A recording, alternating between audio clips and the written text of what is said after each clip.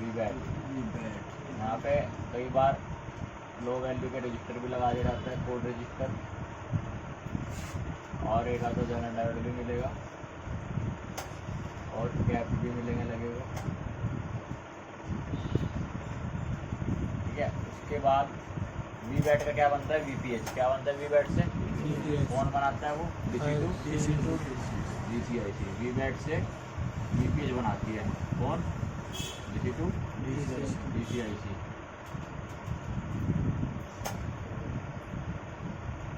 VPH कहाँ बनेगी, इस लाइन पे जो कोई होती कल दिखाया था ना, एक क्या लगा रहता है, डायोड।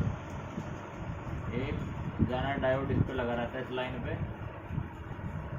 जो कि एक साइड से ग्राउंड होता है, और ये निकलती है लाइन, वीपीएच कह सकते हैं, वीएस वाईएस। ठीक है,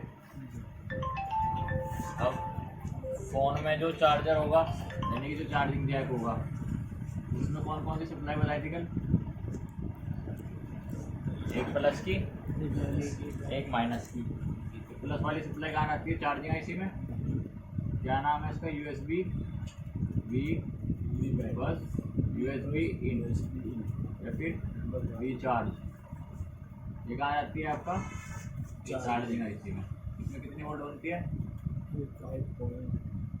5 वोल्ट। इसमें बनती है 3.7 से 4.2 वोल्ट। बाकी टीपीडीएमबी किस में जाएंगी, चार्जिंग आईसी में। ठीक है, वो सब कल बता देता तुम्हें, तो एक शॉर्टकट में फिलहाल यहाँ पे। अब इसके बाद वीपीएच से फ़ोन के अंदर क्या क्या चलेगा, यानी कि फ़ोन के मदरबोर्ड में वीपीएच लाइन कौन कौन सी आईसी में जाएगी, कौन कौन सी बताई थी आपको, वीपीएच कौन कौन सी आईसी होगी फ़ोन में, लाइट आईसी होगी, ये आपकी लाइट आईसी होगी। ठीक है, और ग्राफिक आईसी होगी, ग्राफिक आईसी भी होगी ना फ़ोन में जी। ग्राफिक में भी वीपीएच जाएगी। ये सारी लाइनें जो जुड़ रही है वीपीएच लाइन, तो कौन सी लाइन है, वीपीएच लाइन। नेटवर्क आईसी में भी जाएगी, 2G 3G का पीएफओ, 2G 3G और 4G पीए में भी क्या जाती है, 3.7 वोल्ट की लाइन जाएगी। इसके बाद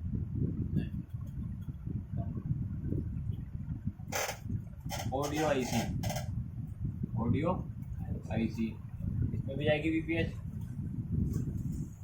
और ब्लूटूथ वाईफाई आईसी, इसमें भी जाएगी वीपीएच।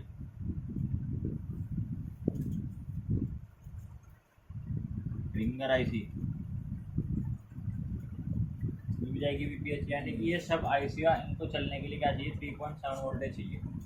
तो इन सब आईसी के बारे में आपने पढ़ा, ये वोल्टेज इन करेगी 3.7 और आउटपुट अपनी अलग अलग निकालती है। जैसे लाइट आईसी है 12 से 48 वोल्ट निकालती है, ग्राफिक आईसी +5 -5 वोल्ट निकालती है ना। तो सारी लाइन में क्या है, इनमें वीपीएच, और हर लाइन पे क्या लगे रहेंगे, वीपीएच लाइन पे एक नहीं लगेगा, बहुत सारे लगते हैं। ठीक है, हर लाइन पे क्या मिलेगा आपको लगा हुआ, कैपेसिटर, इन वोल्टेजेस को फिल्टर करने के लिए।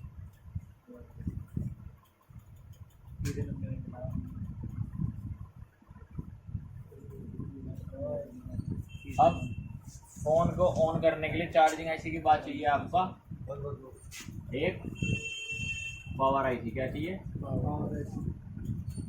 पावर के बिना फ़ोन ऑन नहीं होगा, यानी कि ये हो गई आपकी टीएम आईसी, पावर आईसी। अब फ़ोन में वीपीएच पावर आईसी में बहुत सारी जगह जाती है, बहुत सारी का मतलब है बहुत सारे कंपोनेंट में बाहर भी मिलेगी आपको। इस लाइन पे भी क्या लगे होंगे, कैपेसिटर पे लगे होंगे, यहाँ पे होगी, यहाँ पे हो गई, यहाँ पे हो गई, यानी बहुत सारी जगह पे क्या मिलेगी आपको, सारे में वीपीएच की सप्लाई मिलेगी पावर में। अब आपने देखा है पावर के पास बहुत सारी कोयले लगती हैं, अब कोयले लगती है ना, तो उन कोयलों का क्या काम है, वो क्या करती है, या फिर पावर उन कोयलों पे कितनी वोल्टेज बनाती है, कम से कम 5 कोयले तो होंगी, और ज़्यादा ज़्यादा 8 भी होती हैं। तो 1 2 3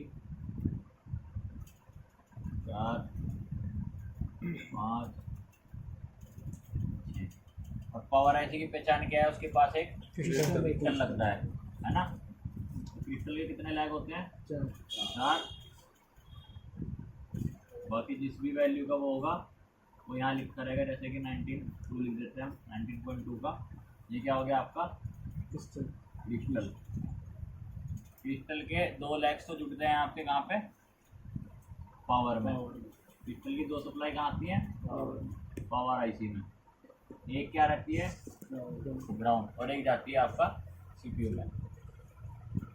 अब एक सीपीयू बनाते हैं इसमें।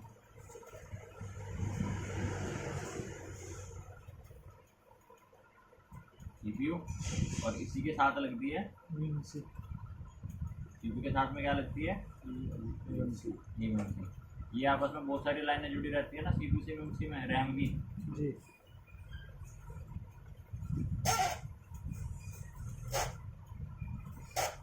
अब सीपीयू को चलने को वोल्ट चाहिए, ईएमसी को चलने के लिए भी वोल्ट चाहिए। सीपीयू को जो वोल्टेज चाहिए वो कितनी चाहिए आपकी? कहाँ से मिलेगी? ये जो कोइल्स लगी हुई हैं, जो ये कोइल्स लगी हुई है, इनसे सीपीयू को वोल्टेज मिलती है। और इन लाइन पे भी क्या लगे रहते हैं? कैपेसिटर।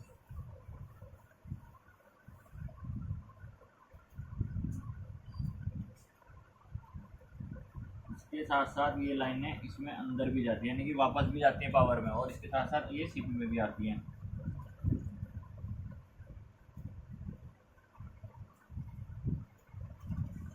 (1.2 volt, 1.8 volt.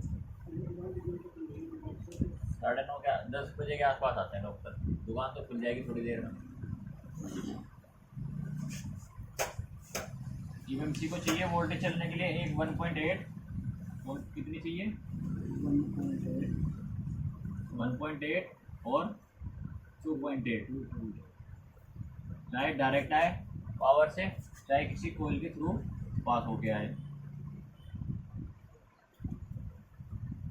एक तो चाहिए आपका 1.8 वोल्ट, एक चाहिए 2.8 वोल्ट। ये 2 वोल्टेज ईएमसी को हमेशा मिलनी चाहिए, वरना आपका फ़ोन ऑटो कोड बनाएगा अगर इनमें से एक भी वोल्टेज गायब हो जाए। यानी ईएमसी को अगर वोल्टेज ना मिले तो फ़ोन में आपके प्रॉब्लम दिखाएगा मशीन पे ईएमसी की। उसकी एक कोडिंग होती है कि अगर इतनी कोडिंग में वैल्यू आ रही है तो आप कहेंगे ईएमसी का फॉल्ट है। वो कोडिंग अभी लिखवाएंगे तुम्हें थोड़ी देर में। अब इसके साथ साथ क्या है, इस लाइन को भी हम एक सीपीयू के साथ जोड़ते हैं। इस लाइन के बीच में भी एक क्या लगता है? यहाँ पे रजिस्टर लगता है। अब जो बाकी की बची हुई कोयले हैं, इनका भी कुछ ना कुछ काम होगा।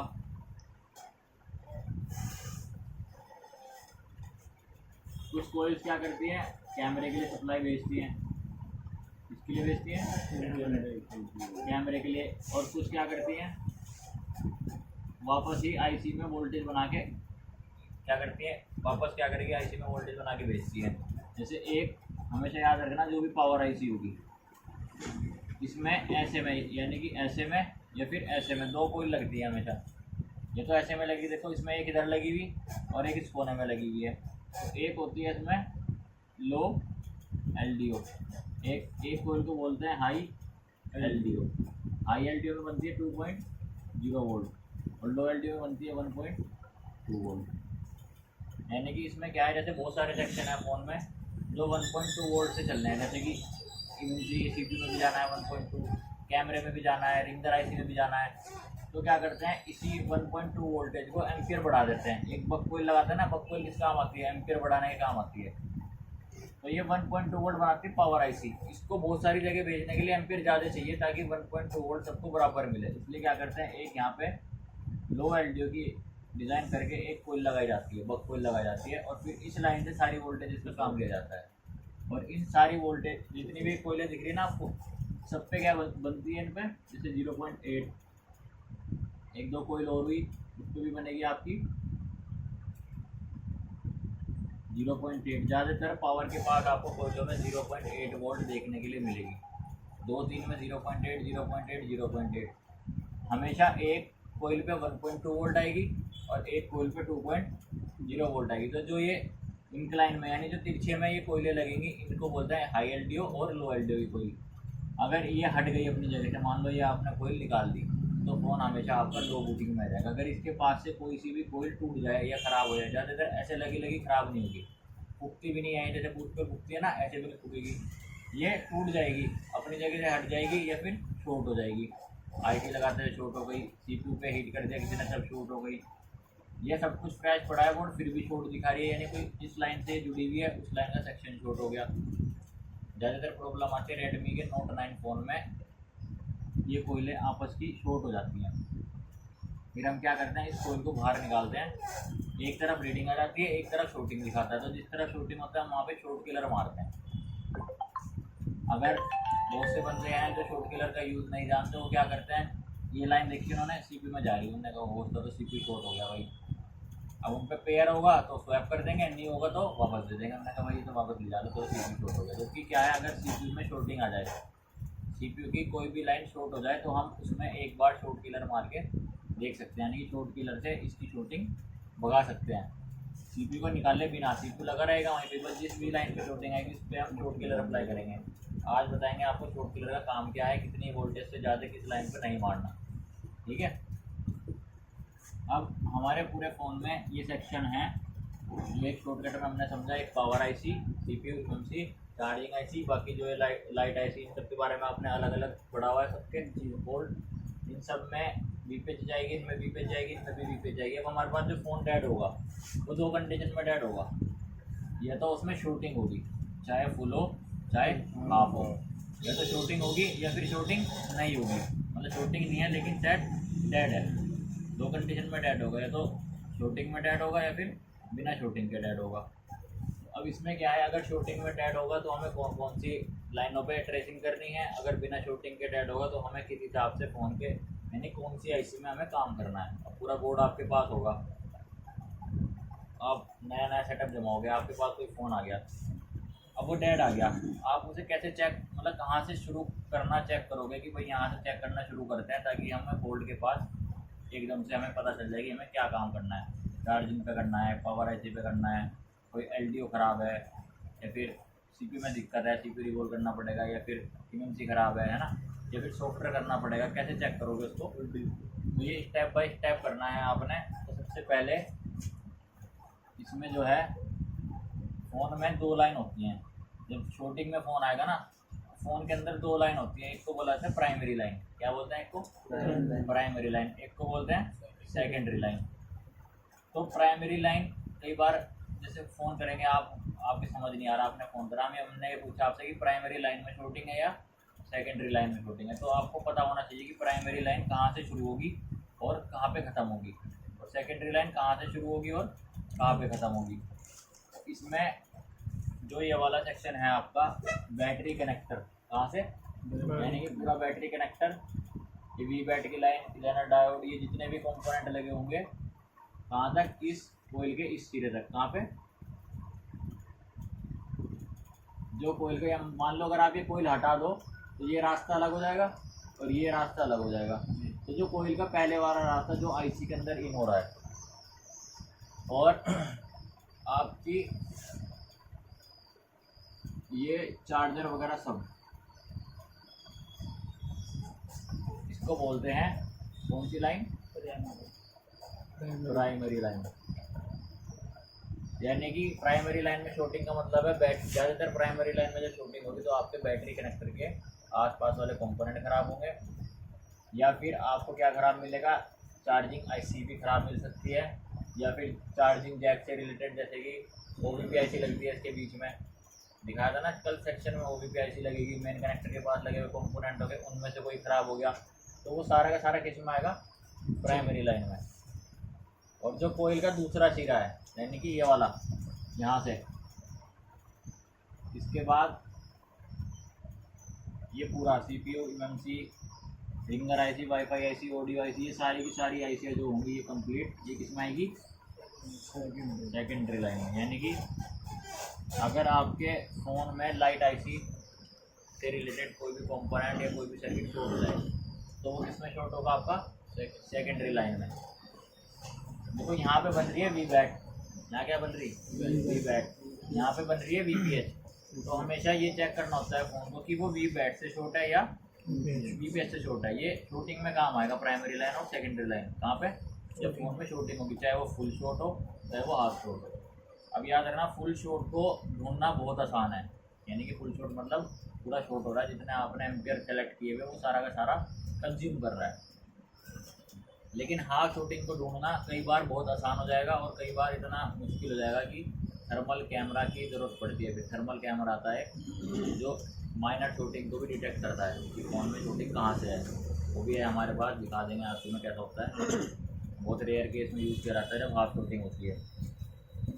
तो इसके लिए हाफ शॉर्टिंग में और फुल शॉर्टिंग में, फुल शॉर्टिंग तो आप एकदम करके दे सकते हो कस्टमर को, टाइम भी कम लो तब भी हो जाएगा। लेकिन हाफ शॉर्टिंग अगर आ गई तो हो सकता है 1 दिन लग जाए, 2 दिन लग जाए, 1 घंटा लग जाए, वो सब होगा तुम्हारे एक्सपीरियंस के हिसाब से। सिर्फ डायोड वैल्यूज होती है ना, मल्टीमीटर से डायोड वैल्यू जो ली जाती है कंपोनेंट पे, अगर कोई बंदा है सिर्फ डायोड वैल्यू हर एक कंपोनेंट की चेक कर ले जो आईसी के आसपास लगी हुई है, तो उसी से बता देगा कि शॉर्टिंग यहाँ से है। अब इतनी सारी आईसियाँ लगी हुई हैं फ़ोन के अंदर और सबको चेक करने में टाइम लगेगा। लाइट आईसी से तो नहीं है, ग्राफिक आईसी से तो नहीं है, PFO से तो नहीं है, ऑडियो से तो नहीं है। ज़्यादातर हाफ शॉर्टिंग मिलेगी आपको वाटर डैमेज वाले फ़ोन में, किसमें वाटर डैमेज में, और फुल शॉर्टिंग आपको वाटर डैमेज में भी मिलती है और बिना वाटर डैमेज के भी मिलती है, मतलब साफ सुथरा फ़ोन पड़ा हुआ है लेकिन फुल शॉर्टिंग। अब आपके पास इस सर्किट में देखो, सबसे पहले बैटरी से करंट कितना चलता है, 3.7 से 4.2 वोल्ट। अब आपने सबसे पहले फ़ोन डेड आया तो आपको बैटरी भी चेक करनी पड़ेगी, कितनी होनी चाहिए कम से कम 3.7 से 4.2 वोल्ट आपकी बैटरी चार्ज होगी, वही आपका फ़ोन क्या होगा, बूट करेगा, यानी कि ऑन होगा। और अगर ये बैटरी डाउन हो जाती है कितने से, 3.3 से, इससे डाउन हो गई तो आपका फ़ोन ऑन नहीं होगा, या तो हो सकता है सिर्फ वाइब्रेट करे, कुछ फ़ोन ऐसा होता है उसका वाइब्रेटर ही ख़राब है, या फिर कुछ फ़ोन ऐसे हैं जो ऑन होने पे वाइब्रेट ही नहीं करते, तो आपको लगेगा सेट ऑन ही नहीं हो रहा है ना। तो बैटरी हमेशा चेक करना। डेड फ़ोन में सबसे पहला स्टेप आपका यही रहेगा कि सबसे पहले आप इसकी बैटरी चेक करोगे। बैटरी मतलब चाहे आप नहीं लगा के चेक करो, चाहे इसकी वोल्टेज चेक करो, चाहे अपनी DC मशीन पर लगा के चेक करो। बैटरी मत देखो, अपना DC मशीन जो आपकी होगी उस पर लगा के चेक। तो अब इसमें सबसे पहले क्या चेक करनी है, यहाँ पे बैटरी। बैटरी के बाद इन लाइनों के बारे में बताया था ना आपको, एक थर्मल की, एक आईडी की। फ़ोन को ऑन करने के लिए थर्मल आईडी की लाइन भी ज़रूरी है। वीवो के फ़ोन में सिर्फ आईडी की लाइन मिलती है, थर्मल की लाइन बैटरी में नहीं मिलती। अगर आप वीवो के बैटरी कनेक्टर देखोगे तो उसमें 3 पिन का बैटरी कनेक्टर होता है, एक प्लस, एक माइनस और एक बीच में आईडी की लाइन। जो उसकी थर्मल लाइन है वो पूरी की पूरी बैटरी के अंदर होती है, जो बैटरी का पत्ता है ना उसके अंदर होती है पूरी थर्मल लाइन। इसके बाद ये जाएगी चार्जिंग आईसी में, यानी कि अगर आपका फ़ोन ऑन नहीं हो रहा, बैटरी कनेक्टर ठीक है, बैटरी ठीक है, इसके बाद कोई शॉर्टिंग नहीं है, इसके बाद आप क्या चेक करना है, चार्जिंग आईसी की VPH, यानी कि पहले चेक करोगे वी बैट पे जो है आपकी GR वैल्यू आनी चाहिए, कितनी, वी बैट पर GR वैल्यू कम से कम कितनी और ज़्यादा कितनी, 250 से 500 के बीच आपको क्या मिलनी चाहिए वी बैट पे GR वैल्यू, और 250 से 400 के बीच आपको क्या मिलनी चाहिए VPH वैल्यू। यानी वी बैट अलग और VPH अलग। अगर यहाँ पे मान लो 450 रीडिंग आ रही है, 450 रीडिंग आ रही है वी बैट पे, तो आपको VPH पे भी चेक करनी है, यहाँ पे भी 250 से लेके 400 के बीच में रीडिंग मिलनी चाहिए। 250 से ड्रॉप, यानी 250 से नीचे जानी नहीं चाहिए। अगर गई, मान लो कई बार ऐसा होगा 250 से ये आपकी 110 120 आ गई, फ़ोन ऑन हो रहा है। कई बार होता है कि VPH डाउन हो जाती है लेकिन फ़ोन ऑन होता है, फ़ोन ऑन हो रहा है लेकिन किस तरह की प्रॉब्लम कर रहा है, कई बार कैमरे नहीं चल रहे हैं या फिर फ़ोन लैग मार रहा है। तो जो ये डायोड लगा हुआ है ना, ये वाला, इसके एक साइड ग्राउंड है जो इसको बोला जाता है जेनर डायोड। तो अगर आप इस डायोड को हटा दोगे इसमें से तो इसकी वैल्यू ऑटोमेटिक अप हो जाएगी। अगर कहीं सेक्शन में शॉर्टिंग ना हो तो इसकी वैल्यू, अगर VPH लाइन को ठीक करना हो और वो लो वैल्यू आ रही हो तो आप क्या करो, उसके डायोड को हटा दो, उस वाले को, दूसरा लगाने की ज़रूरत नहीं है, ऐसे हटा के फेंक दो, आपकी VPH वैल्यू अप हो जाएगी। फ़ोन को ऑन करने के लिए वी बैट और VPH ज़रूरी है और ओके होनी चाहिए। सबसे पहले ये चीज़ चेक करो। अब शूटिंग में क्या होगा, ये वाली वैल्यू क्या हो जाती है शूटिंग के केस में, वी बैट से भी शूटिंग हो सकती है और वीपीएच से भी हो सकती है। शूटिंग में ये 0 0 यानी कि ग्राउंड दिखाएगी। क्या दिखाएगी? अगर पूरी ग्राउंड दिखा दे तो उसको बोलते हैं फुल शॉट, यानी वीपीएच भी 0 0 हो गई, या फिर एक ही चीज़ शॉट होगी, या तो वी बैट या फिर वीपीएच। फ़ोन एक ही जगह से शॉट होगा, या तो बैटरी कनेक्टर पे से होगा या फिर वीपीएच पे से होगा। वीपीएच पे देखो बैटरी कनेक्टर पे से अगर हुआ तो बहुत छोटा सा सेक्शन है, सिर्फ यहाँ से लेके यहाँ तक ट्रेस करना है, यानी कि बैटरी कनेक्टर से सिर्फ चार्जिंग आईसी तक ट्रेस करना है। लेकिन अगर वीपीएच से शॉर्ट हुआ तो देखो क्या क्या चीज़ ट्रेस करनी पड़ेगी। पावर आईसी में भी वीपीएच है, लाइट आईसी में भी है, ग्राफिक आईसी में भी है। जहाँ जहाँ पे वीपीएच जा रही है, चाहे वो रिंगर आईसी हो, ब्लूटूथ वाईफाई आईसी हो, ऑडियो आईसी हो, कुछ जाली के अंदर लगे रहते हैं, कुछ बाहर से दिख जाते हैं, तो सारी जाली आपको हटा के उस पर रोजिन लगा के तब जाके आपको वीपीएच का शॉटिंग देखनी पड़ेगी कि आईसी से शॉटिंग हो रही है या कैपेसिटर शॉर्ट है। 90% केसेस में आपको कैपेसिटर ही शॉर्ट मिलेगा। इसको हटा के एक दो, सिर्फ एक नहीं हटाना, लाइट आईसी वाला कैपेसिटर जो वीपीएच लाइन यानी कि जो एनोड की लाइन पे भी लगता है ना, उस पर भी 3.7 जाती है। अगर वो भी शॉर्ट हो जाए तब भी फोन डेड हो जाता है, यानी फुल शॉटिंग दिखाता है। तो इसको आपको लगाना पड़ेगा। बाकी जो जितने भी हैं इनको आप निकाल के देख सकते हैं वीपीएच लाइन के कैप को। अब इसमें पावर आईसी का बूट होने के लिए क्या चाहिए? सबसे ज़रूरी है क्रिस्टल की कनेक्टिविटी। अगर आप क्रिस्टल हटा दो तो फ़ोन ऑन नहीं होगा, या फिर क्रिस्टल किसी ने उल्टा लगा दिया या क्रिस्टल ख़राब हो गया तो फ़ोन आपका ऑन नहीं होने का, वो देगा आपको लो बूटिंग। तो बोला जाता है लो बूटिंग। अभी बताएंगे लो बूटिंग में कितनी वैल्यू आती है, जो हम मशीन में चेक करते हैं ना, कितनी वैल्यू जा रही है, फ़ोन ऑन हो रहा है या नहीं हो रहा, तो बोलते हैं बूटिंग की कितना बूट कर रहा है फ़ोन। CPU MMC ये सब आईसी देखो, इसमें 3.7 तो नहीं गई, तो कभी भी फुल शॉट अगर फ़ोन हो तो CPU की वजह से शॉट नहीं होगा। समझ गए? गई इसमें कहीं 3.7 की लाइन, या फिर इसमें गई हो MMC में, CPU और MMC की वजह से फ़ोन कभी भी फुल शॉट नहीं होगा, हाफ शॉट हो सकता है। हाफ शॉट कैसे हो सकता है? 1.2 वोल्ट की लाइन में शूटिंग आ गई, 2.8 की लाइन में शूटिंग आ गई, तो जिस भी वोल्टेज की लाइन में शूटिंग आएगी वो आपको डीसी मशीन क्या दिखाएगी कि ऑटोमेटिक करंट को कंज्यूम कर रहा है। मान लो ये कैपेसिटर शॉर्ट हो गया, ठीक है, अब ये कैपेसिटर क्या करेगा, 2.8 वोल्ट को ग्राउंड करेगा, तो ये ऑटोमेटिक रीडिंग मशीन उठा लेगी, वो भी हाफ शूटिंग होगी। तो हाफ शूटिंग इससे आ सकती है, CPU से, MMC से, पावर से, इन सब आईसी से हाफ शूटिंग आ सकती है, लेकिन फुल शूटिंग CPU और MMC से कभी भी नहीं आएगी। कहीं पता चला कोई फ़ोन आपके पास फुल शॉट में आया और आपने उसका CPU MMC उतार के रख दिया, ले भाई बाकी शूटिंग।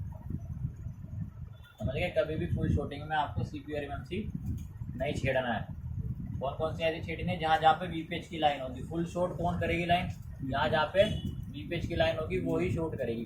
फुल का मतलब है जितना बैटरी में करंट है उतना ही ग्राउंड हो रहा है, तो बैटरी का करंट जहाँ जहाँ जाएगा वहीं से तो ग्राउंड होगा ना। वीपीएच जहाँ जहाँ पे जाएगी या वी बैट जहाँ जहाँ पे जाएगी वहीं से, यानी कि आपको यहाँ से हो सकती है वी बैट की लाइन से, इस आईसी के अंदर है, चार्जिंग आईसी से भी फुल शॉट हो सकता है, बाकी इन आईसी से भी आपका फ़ोन फुल शॉट हो सकता है।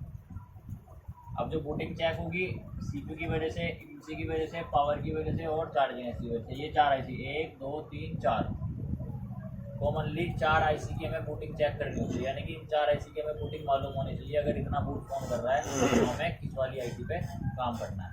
समझ गए? तो इसकी फ़ोटो खींचो, फिर आपको एक स्टेप दिखाऊंगा मैं कि कब बूटिंग होने पे कैसे बूट किलर को चलाना है, कितनी वोल्टेज होती है, एक बार होती है, फिर लो GR आती है 10 15 20 25 30 80 तक भी जाती है, लेकिन उन्हें छोट नहीं कहा जाता। छोटे से कहते हैं जो बिल्कुल 0 0 होती है चारों तरफ। इधर 2 आ जाए, इधर से 2 आ जाए डीसी मशीन में, इस साइड में 0 0 होगा, सब साइड में पॉइंट में 2 आ जाए, वही तो ऑप्शन होती। क्या हुआ डीसी मशीन में कितना पावर आईसी के पास तो कोई सी भी कैपेसिटर दोनों तरफ से ग्राउंड नहीं होने चाहिए। वीपीएच की लाइन कहाँ पे जाती है पूरे फ़ोन में? अगर कभी वीपीएच से शॉर्ट हुआ तो सारी आईसी चेक करनी पड़ेंगी जितनी यहाँ पे लिखी हुई हैं, वरना बोर्नियो खोलना, बिट मैप खोलना, क्लिक करना वीपीएच पे, यानी कि यहाँ पे कोयल के इस तरफ क्लिक करना, तो जहाँ जहाँ पे इसकी लाइन जाएगी ना सारी जगह रोजिन लगा देना बस। अगर यहाँ से कंफ्यूजन होगा तो शॉटिंग के लिए बिट मैप का भी यूज़ किया जाता है। जिधर शॉटिंग हुई, मान लो वीपीएच में हुई, तो कोयल के जिस साइड शॉटिंग आएगी उसी साइड क्लिक कर देना बोर्नियो में, जहाँ जहाँ पे वो लाइन लेके जाएगी क्लीन हो जाएगी, जहाँ जहाँ पे उसकी कंटिन्यूटी जाएगी वहाँ सब पे रोजिन लगा के फिर शॉट किलर मारना। जहाँ का भी शॉर्ट होगा वहाँ का कैपेसिटर गर्म हो जाएगा। गर्म होते ही वो पिघल जाएगा, आपको पता चल जाएगा भाई ये पिघला, उसे तोड़ के फेंक दो। आईसी पिघली तो आईसी को क्या करना पड़ेगा आपको, चेंज करना पड़ेगा। हमेशा याद रखना जब भी शॉर्ट किलर लगेगा, मान लो कोई ऐसी लाइन शॉर्ट है चाहे कोयल की हो, यानी कि जो बक कोयल लगी हुई है पावर के पास, या फिर जो बक कोयल लगी हुई है चार्जिंग के पास, अगर ये वाली लाइन शॉर्ट आ रही है, कभी भी वीपेज शॉर्ट आ रही है, तो आपको इस कोयल को रिमूव करना है पहले, यानी इसे हटाना है। तो इसे हटाने के बाद दो ट्रैक मिलेंगे आपको कोयल के, एक आईसी में इधर और एक दूसरी तरफ। या तो ये वाली लाइन शॉर्ट होगी या फिर ये वाली लाइन शॉर्ट होगी। बैटरी लगा और हमेशा याद रखना अगर दोनों लाइन शॉर्ट आ जाए, यानी कि ये भी शॉर्ट आ जाए और ये भी शॉर्ट हो जाए, तो 100% ये आईसी खराब होती है। कौन सी वाली, चार्जिंग वाली, क्योंकि ये दोनों लाइन है इसके अंदर भी हैं। अगर दोनों शॉर्ट आएगी तो आँख मीच के इसे बदल देना। अगर कोई एक लाइन शॉर्ट आ रही है तो जिस तरफ उस लाइन की कंटिन्यूटी है, यानी कि अगर तो खाली आईसी में होगी या फिर पूरे सर्किट में होगी, तो जहाँ पे भी बिट मैप से देख लेना, जिस तरफ भी शॉर्टिंग होगी कोयल निकाल के उसी तरफ शॉर्ट किलर मारना है, दूसरी तरफ नहीं मारना, यानी कोयल निकाल के मारना है। अगर कोई लगे में यहाँ पे शॉर्ट किलर मारोगे ना, मान लो ये कैपेसिटर शॉर्ट था और कोयल लगे भी आपने यहाँ शॉर्ट किलर मारा, तो कभी भी ये गर्म नहीं होगा, ये खराब नहीं दिखाएगा आपको, हमेशा आईसी गर्म होगी। यहाँ से तुम्हें लगेगा कि आईसी शॉर्ट हो रही है, फिर तुम आईसी नहीं लगाओगे, फिर देखोगे फिर शॉर्टिंग हो रही है, मुँह पे तो रहेगी शॉर्टिंग क्योंकि कैपेसिटर अभी भी शॉर्ट है। फिर तुम शॉर्ट किलर मारोगे फिर वो खराब होगी, तुम सोचोगे फिर लगे आईसी खराब होगी। ज़्यादा ज़्यादा दो ही बदलोगे तुम, इससे ज़्यादा में तो तुम कहोगे यहाँ से दिक्कत नहीं है, कुछ और दिक्कत है भाई इसमें। तो आपको हमेशा ये कोयल निकाल के ही शॉर्ट किलर मारना है, कभी भी कोयल के लगे शॉर्ट किलर नहीं मारना, क्योंकि ये क्या करती है कोयल, बक कोयल है, जैसे आप शॉर्ट किलर मारोगे तो इधर करंट बाद में भेजेगी, इधर पहले भेज देगी, तो आपको इसे कोयल को निकाल के मारना है शॉर्ट किलर, समझ गए। बैटरी लगा के क्यों मारोगे, बैट बोर्ड बाहर निकाल के लगता है शॉर्ट किलर। फुल टेस्टिंग में लगेगा ना, चेक तो फुल टेस्टिंग में करोगे, बैटरी लगा के करोगे कि यहाँ से शॉर्ट आ रहा है। बैटरी लगा कर तो यहाँ पे वोल्टेज आती है, और जब ये शॉर्ट हो जाएगी तो कोई वोल्टेज आएगी नहीं, बैटरी तो आपकी सारा चूस लेगा फोन, समझ गए। जब फोन में शॉर्टिंग होती है तो बैटरी ऑटोमेटिक खत्म होती रहती है।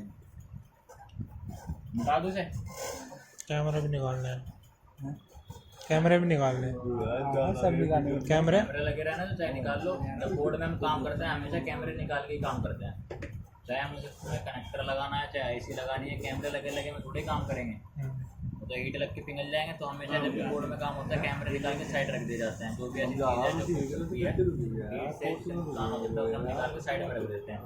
कैमरे की रबड़ हो गई, सेंसर की रबड़ हो गई, ठीक है।